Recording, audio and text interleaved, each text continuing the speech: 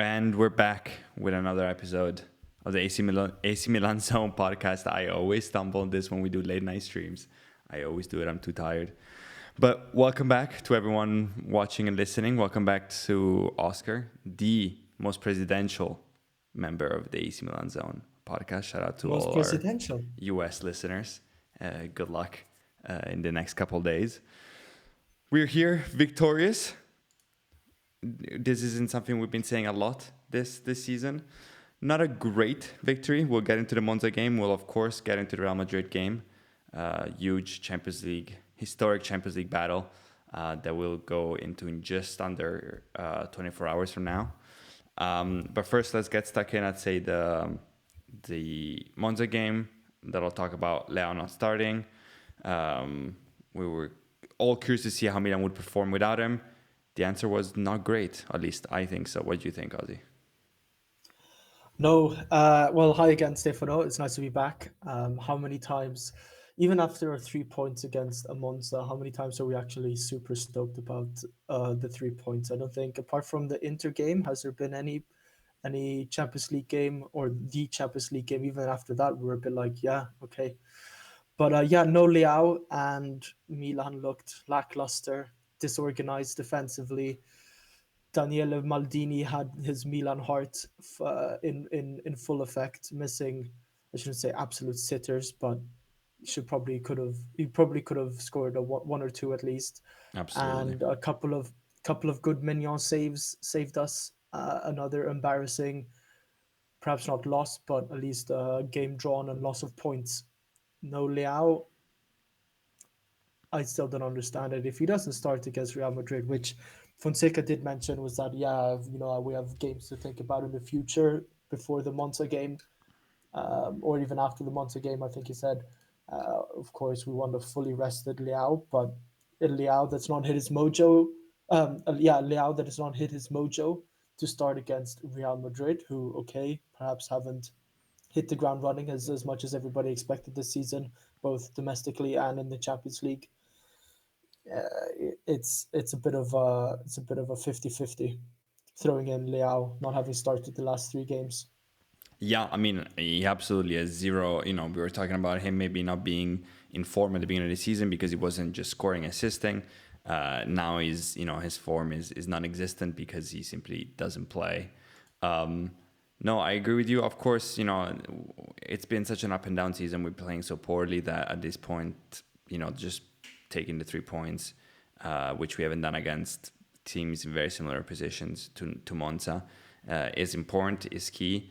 However, I do think that barring maybe the Liverpool game, this was one of the worst performances that we saw. Nesta, obviously the manager of Monza, mentioned that they could have been up 3-1 at the half, and it's really hard to disagree. Daniel Maldini, who we'll get on to in a second, I have a question for you about him. Yeah, absolutely could have scored one or two for sure. He played a great game despite not putting the ball away. And Mike Magnan saved us. We'll go back to the football ratings on the screen. Honestly, for me, Reinders here gets the man of the match. Of course, he scores and he always plays well. Tej is absolutely, we live and die by him. But if not him, to me, Mike is the obvious man of the match. Absolutely. For the rest, we just looked poor, to be honest. We didn't build and make a lot of chances, and we conceded a lot more. The second half was a little bit better. And then, a lot of people saying, oh, but we created a lot of chances later on. Yeah, but this is also when Monza was, facing the loss, and so started really coming out a lot more. Okafor had a tough showing, missed two big chances. And people criticize Leao, who you were talking about, so I'll mention as well, who came on and said, oh, he also missed chances. But if you go and look at the chances that he missed, those are chances that he single-handedly created. People see about the chip that didn't go, but he dribbled for the entire half of the pitch through like 7 defenders. And then, at a 50-50 gamble, thought the goalkeeper was going to come out, try to chip him, didn't work out. Sure, he missed that chance, but that chance is not created at all if he's not there. So I'm glad that we're supposedly seeing back in the starting lineup. Who were your man of the match, and maybe one or two that you saw that disappointed you, and maybe there's more than two in a game like this. Yeah, no, I think I agree with you that Mignon should probably have been man of the match at least, and of course the footmob rating will give Reinders a boost because he scored a goal that uh, I think, and to move on to who disappointed me, I guess Morata. We were just discussing it before the podcast started that Itzo manhandled him all game long. Maybe it's a bit of fatigue for Morata as well because he's running all over the place, but I mean, we were lucky that it was a typical FIFA goal there that bounces straight out to another Milan player. You know, when the ball comes into Morata, Morata has time to see it come down. He can assess the situation. I think he can clearly see Rangers being right next to him, sort of in the position where Rangers scored the goal eventually. And he decides, you know what, I'm just going to head it straight at the goal. Um, with all that space and time. I thought that was bizarre. I think that that shows that shouldn't be shown.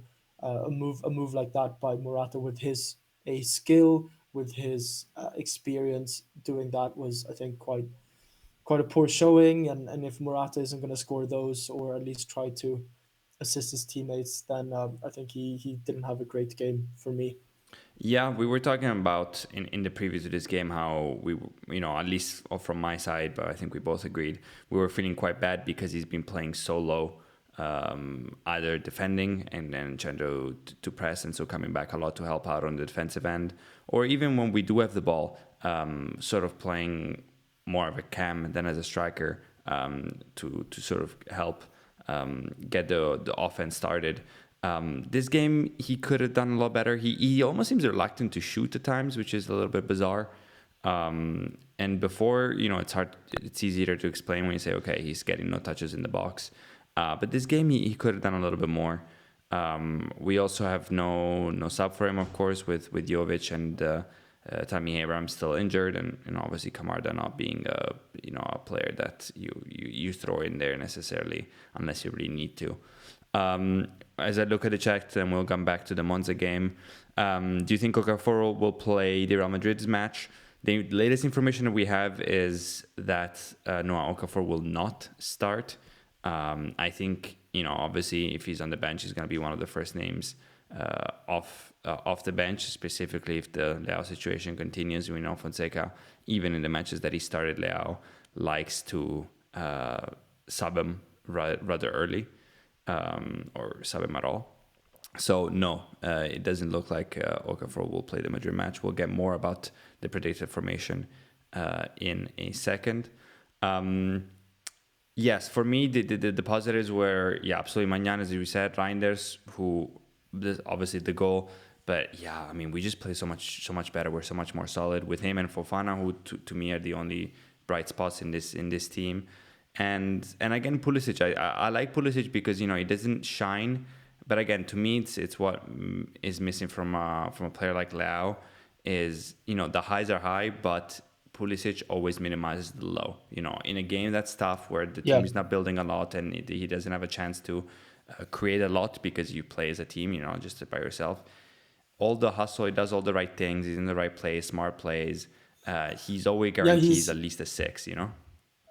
exactly. That continuity is what is needed. While I'm not saying that Pulisic is the exact player copy of Ambrosini back in the day, Ambrosini always had like a 6 out of 10 game, and the lows were quite high, and the highs were, well, I shouldn't say low, but he never. Sometimes he would exceed, but you know what I mean. Just that continuity, and I think Pulisic, he doesn't score, doesn't assist this time round. But even though he did quite a good cross for the build up for the 1-0.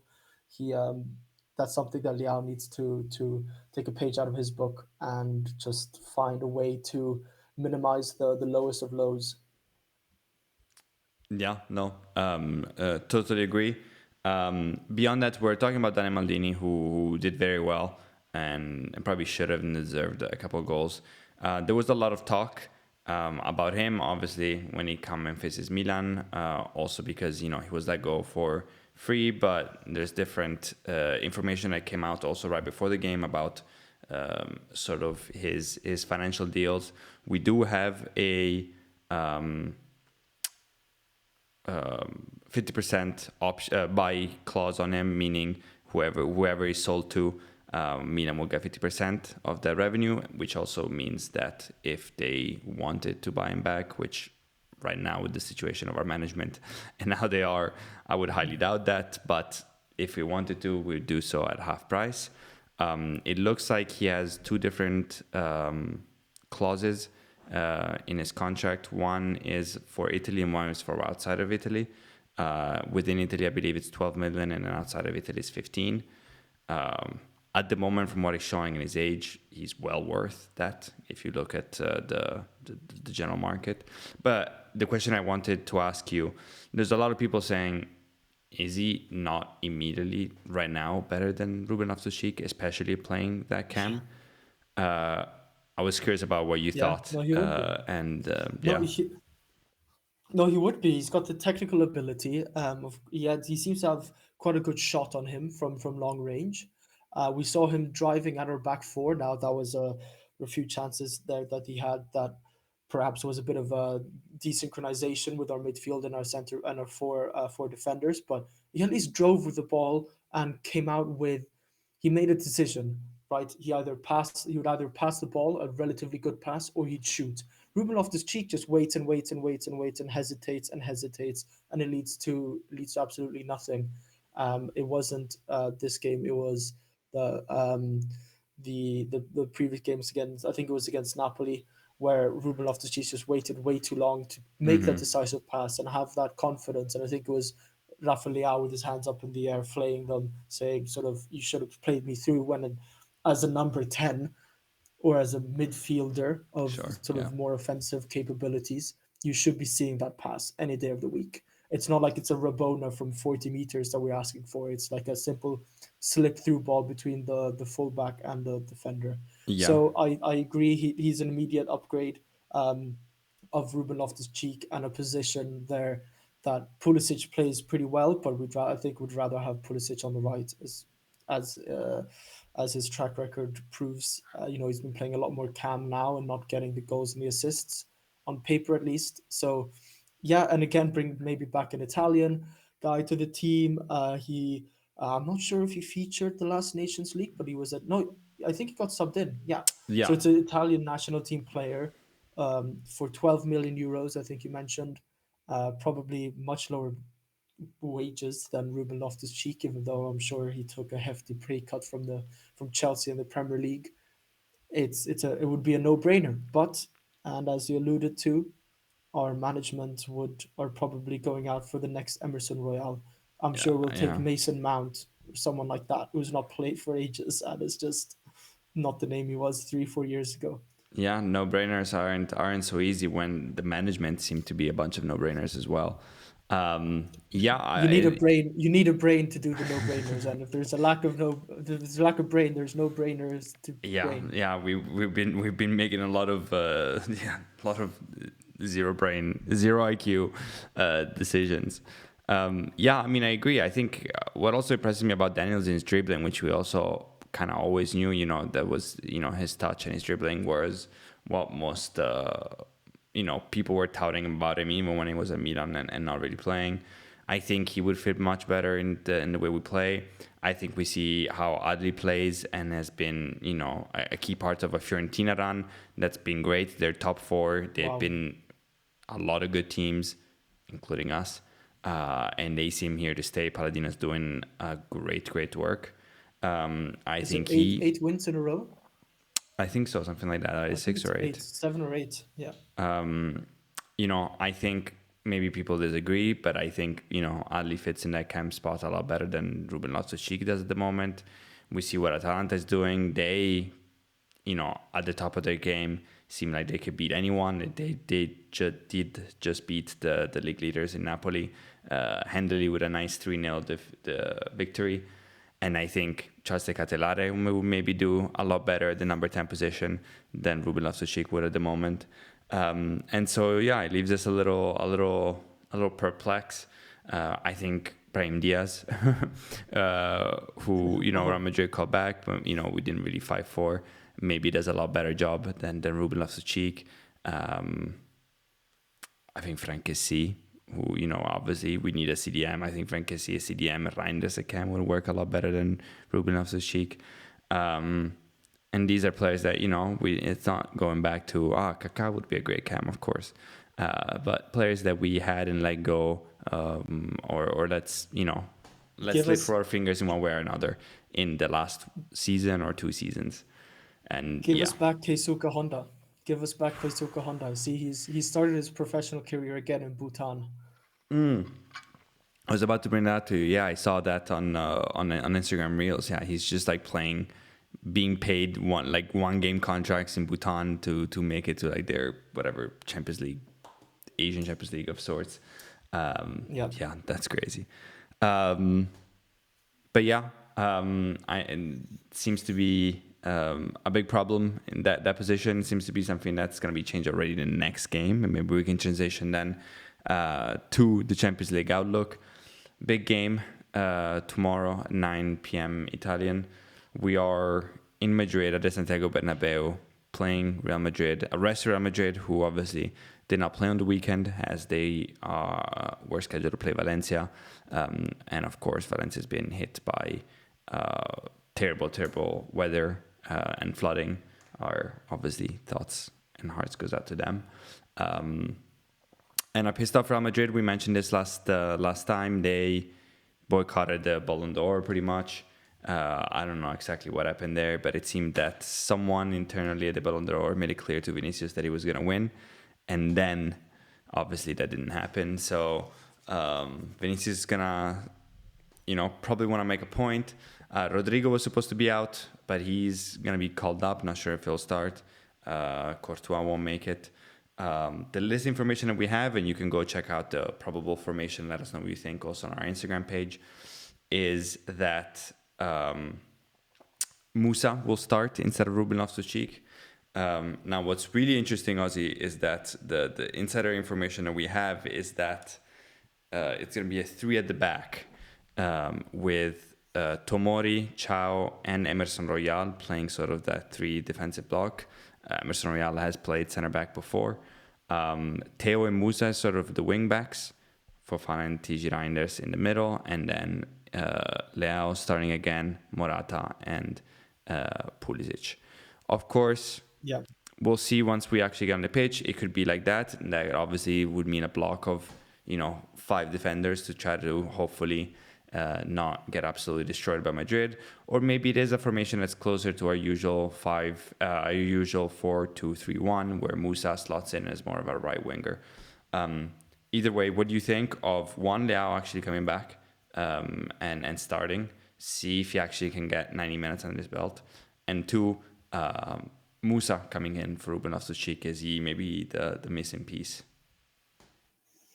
Yeah, so first, Rafael, I'm happy he's starting. If he wasn't starting against Real Madrid, then I think we'd be seriously worried. Then I don't think Fonseca could back up and say it's a tactical choice. It's a tactical choice. What I feel about the formation is okay. It's a formation on paper. It'll change probably depending on if Real Madrid are pressing super hard, etc. But why are we tinkering now when it's I shouldn't say it's a must win game against Real Madrid. Realistically, would we ever go in hoping for 3 points? No. But why are we tinkering with formations and playing Emerson Royale sort of out of position there? Whilst of course it might switch around, Musa might go more centrally. Um, yeah, I'm not sure. Is the answer to all our questions Musa for Ruben Loftus Cheek? I think those two names themselves. I think those names speak for themselves. That's not going to unlock AC Milan to become a Scudetto title contender or trying to pick up 3 points against Real Madrid at the Bernabeu after they've had some rest. So we'll see. I'm not sure.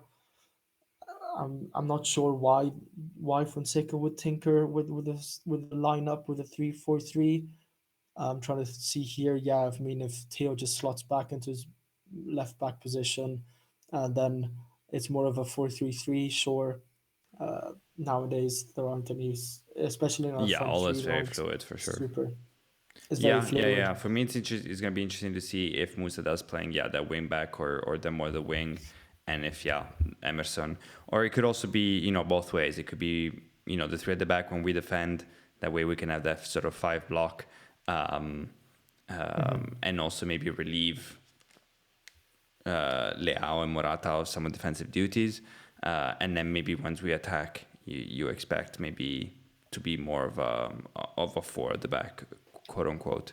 I do find Musa to be interesting. We talked about him a little bit, saying, "Hey, I think this guy is potential again, not to be clearly the star of our team. He still makes too many mistakes, but to be at least a reliable player that can be a workhorse for us and press and play box to box, which we expected Ruben Loftus-Cheek to be able to do. He hasn't been able to do. But right now we're looking for someone in that position, and yeah, Ruben Loftus-Cheek hasn't been it. Pulisic has done okay, which is on that side, but that's a very offensive lineup and a very small and light lineup to go play against Madrid. So I can understand this and I respect it. I think this is in terms of at least the 11 that I would have gone with. Now obviously we have to see how we actually line up on the pitch and play. Looking at the chat quickly, tomorrow will be funny. 3 easy points. I don't know if that's a Milan fan making lighthearted fun, or if perhaps some of our Spanish viewers are in. If you're a Madrid fan, you're probably not wrong. I would expect them to be big favorites. It is Champions League. It is Milan. Anything can happen. But yes, I don't know about you, how confident you're feeling of us walking away with even 1 point. But after Yeah, no, the I mean, if it is a Milan fan, it's, oh yeah, it says here Milan fan but optimistic. Otherwise, had it been a Real Madrid fan, I would have just said that uh, Barcelona also went to the Bernabeu and picked up a 4-0 win with all your Galacticos. But I'm no hate to he's Rosblindo. trying to beef already No with hate to Madrid Rosblindo fans. now. Yeah, no, I'm going out swinging if Rosblindo was, but he's a Milanista. He's one of us. We love you. Milan fan, but optimistic. Yeah, Stefano, there is some truth to it's a Champions League. Anything can happen. But having watched Milan for the last 2 months, yeah, I don't know. We went in the derby, for example. We weren't looking super optimistic, and we turned that around to pretty solid win. You know. Uh, Yeah, I mean but anything Real could Madrid, Real happen. Madrid is a different animal. Real Yeah, I Madrid mean is even a when they different play animal. badly, I feel like I was gonna say maybe we have a chance if we play very well and compact and a smart game, and they play poorly, we have a chance. But I watched the whole game that they played against Dortmund, and they played poorly. But then at some point, you're in the Bernabeu, it's the Champions League. They just turn it on. It seems seemingly impossible to win at the Bernabeu in the Champions League, and just so much talent. We should have conceded at least 2 or 3 goals against Monza, and because Daniel Maldini was having a good game. What Yeah, happens if and what happens if Mbappe happens to have a good game? What happens if Vinicius has a good game? What happens if Rodrigo has a good game? There's yeah, just you were just asking me about Ruben Loftus-Cheek for Musa or the other way around, and for them it's like Camavinga, Tchouameni, Modric, Valverde, and the list just goes on. yeah, I'm not yeah, sure if they're all available. I don't know, but it's that's the level of conversation Real yeah, Madrid fans are having. yeah. Whilst here we are talking about, ooh, is Musa going to be playing great at a right wing, right mid? Is he going to be a more cam role? Yeah, There are yeah, some yeah. It's a different discrepancies, level. It's definitely. a different level for sure. It's a different level. Yeah. Yeah, I just hope it doesn't get too bad. I don't think anyone inside Milan or outside Milan would be like, "Hey, you left the Bernabeu with 0 points. That's a shame." I think what really matters Yeah. is trying to get this team, especially with the break coming up, kind of gelling and say, okay, look, we didn't go like against Liverpool where seemingly we don't even try. And we're like, yeah, the other team is better. We're just gonna let them run over. But just show a little bit of fight. You can lose even by multiple goals, but just show a little bit of fight. Show that there is cohesion, show that you're willing to fight defensively, show that offensively you have some weapons. I would love to see something from Leao. I would love to see him play 90 minutes, just get that continuity, get that, a little bit of confidence from Fonseca as well. Fonseca sent his message. I just feel like, yeah, let's give him 90 minutes. I show him that, hey, you are special. I didn't love the words that Fonseca had after the Monza game. He was obviously questioned about Leao, and he said, Leao is just like Loftus-Cheek. It's just like Musa. This is just a coach's decision. He just isn't, though. Like, I understand what he's trying to say. Like, he's not bigger in the club. Every player is the same. But it's just not. I saw Morata today saying, he's our best player. This is just a moment. So hopefully that leans in the right direction. Quickly looking at the chat, Pulisic in the Champions League is different gravy. We'll see. He scored against Liverpool. Didn't score against Borussia Dortmund because nobody did for us. Scored against Bruges from a corner. Honestly, if I had to actually put money on someone scoring from us, if we score, it would be on Christian Pulisic. But we'll see. Pavlovic is playing. Maybe you know something that I don't. To be honest, the center backs is always hard to predict with Fonseca because unless Gabbia is healthy, which we know is not, he's progressing. He trained individually today at Milanello and will be available not against Cagliari and Madrid, but after the international break. So unless he's fit, you don't really know who's playing. Tomori seems to be favored playing with Gabbia rather than Pavlovic. We saw Chao come in and play a few. He quotes the Sky Sports formation, which has also Musa, as we said, and Pavlovic and Tomori. What I saw is from Bianchin, who works closely with Milan and for Gazzetta, and he has Chao. Ozzy, do you have a preference? I honestly don't know who I want to play center back. Tomori sometimes lays some stinkers, but I always like him for his mobility, especially against a team like Madrid. Beyond Theo and Emerson, do you have a couple center backs that right now you'd go with? Yeah, I think I agree with you with Tomori. I guess in this kind of game, maybe we won't be leaving too much space at the back because Tomori always somehow messes that up. But he's a bit more versatile. He can hopefully follow and man mark Mbappe a bit more. Maybe even Vinicius Junior. The further right we go on our side of the pitch. Pavlovic or Chow. I think Pavlovic had a great start to the season. Now it's sort of leveling out, but it's not really Pavlovic's fault necessarily. I think our defensive structure in general has been terrible, as shown by Monza, whereby we're caught ball watching. So no, I don't have like a super preference. I think yeah, hopefully I like whoever's Tomorrow. I think best it's fast. If I had to get something, what really upset me against in the Monza game where we did have Chow and Pavlovic was that we were creating nothing, and it just upsets me so much when our center backs are the ones starting our offense, and it's Pavlovic and Chow. Yeah. Just not. I mean, obviously, it's not what they were bought for. It's not their main characteristic to be ball playing defenders. But it's so much stuff. Not that Tomori is Pirlo by any means, but the difference between him and Pavlovic is night and day. I'd be happy with Tomori and Chow. I think Chow is big to enough to to fight in the box, but also mobile enough. While Pavlovic, can sort of struggle. So I think it would be a nice mix. If we do play really, really through the back, the middle center back is probably not chasing, hopefully, too much anyway. So him and Pavlovic are pretty interchangeable. Beyond that, we'll see. Obviously, again, I don't think most players in the team right now, but most fans also expect us to come out with any points. Might as well get to our predictions. What do you think?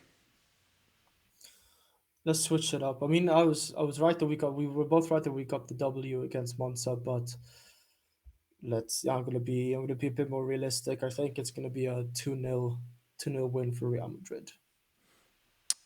Yeah, I had in mind 3-1. I do think Pulisic does get a goal for us. But I think an angry Madrid coming down, coming out of getting beaten in the Clasico, the whole Ballon d'Or debacle, Mbappe getting clowned on a little bit. I think they will have no problem feasting a little bit on us more than they usually would. In the chat, I'm seeing a 1-1. Ozzy, if they offer you a 1-1, you say, hey, right now, would you sign for a 1-1? I would absolutely, every day of the week. Oh yeah, yeah, yeah, yeah. I would be delusional not to sign for a 1-1 against an angry Real Madrid at the Bernabeu. We need all the points we can get. I'll take 1 point against Real Madrid at the Bernabeu. Yeah, absolutely. I mean, I'll probably sign up for a 2-1 or 3-1 loss with the caveat that, we play well and we're like, hey, we fought, which says a lot about the situation we're maybe in. Yeah, We see and to be also, honest, there's not much I wouldn't do for Rafael goal and his smile again and the I silver know, and the 90 silver surfer. minutes, like good performance. Fonseca doesn't take him out and he's happy with him. Yeah, that'll be huge. See him track back a little bit on defense. No, fair point. At this point, we're just happy with the crumbs. Don't even give us the W. Just show us that you're alive. Or even that he's trying to show to Florentino Perez and the Real Madrid fans what he's about and just kicks it up another degree because then we could we could sell him for a lot more in summer, or That's true. he rejuvenizes, finds his love for Milan at the end of the season and signs a 10-year extension. I did see some absolutely delusional talk about him, about how, if he continues to be benched, he might be sold for 50 million. It's like, wait, hold on. We're talking about him maybe worth 100 and now he's worth 50. Like, I understand that obviously if he does get benched, which I don't think will happen, the whole year, obviously his valuation is going to go down. That's normal. But yeah, now the press is, especially the Italian press, is having an absolute field day with these jokes of stories. Yeah. The other prediction in the chat is a 4-1 for Madrid. Yeah, honestly, it could happen. Players in the chat also hoping that Leao will play well, but most likely will do his 5.5 performance. I honestly don't think he's had that many stinkers this year. Even when he got subbed in a lot of the games, he was our best offensive player. Even against Bruges, and we scored right after, but it's not like Okafor did anything different. It was more, as we talked about in our pod after the game, I remember you pointing out super correctly that Ruben Loftus-Cheek came out and that allowed Pulisic to play cam, and he was having different movements, and that allowed Teach to get the same goal twice. You go with 2-0 Madrid, I go with 3-1. And then we'll have Cagliari over the weekend. Would be huge to get 3 more points. At this point, we're so behind that we just can't really focus on anyone else. We just got to make sure to get a few wins.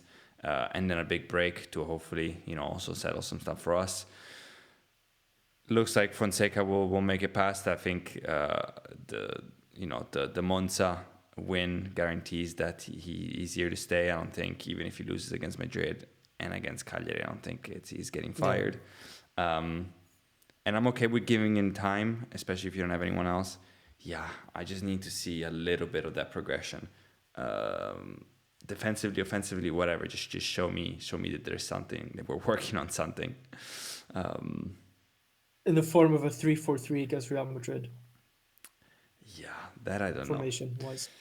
No. Yeah, I mean, I'm sure that this is not the final. This is not something that he's working for in terms of the final form. This is just like hey, let's not go to Spain and concede 7. But yeah, we'll see. I'm very curious to see where Musa plays and if it actually is here at the back or not. Either way, we'll be back after the Madrid game. Hopefully, just super excited about the improbable win that we pulled off, and then to predict about the Cagliari game. Thank you for this late night stream, for doing this with me. It's time for both of us to go to bed. Clearly, the amount of slurring that I've had in my words, I think it's time for me to go to bed. I'm gonna go make dinner first, actually. What's for dinner? Oh, it's gonna be some chicken schnitzel and some Uncle Ben's rice, Mexican flavored. Straight off the package, can't go wrong. Yeah, Thank you everyone for tuning in, and Forza Milan as always. Forza Milan.